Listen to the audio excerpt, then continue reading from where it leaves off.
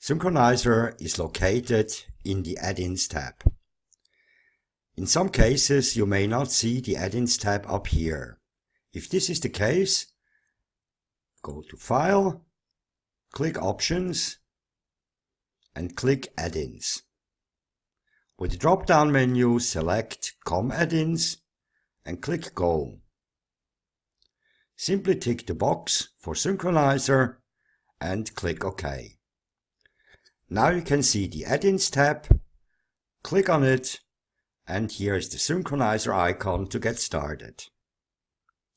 However, if this does not work and you cannot see the Synkronizer icon, go to File,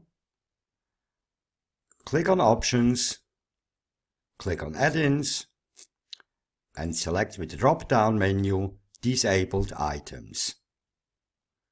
Click Go. And if Synkronizer is disabled, simply enable it here, click OK, and your icon will show in the Add-ins tab. Thank you for watching.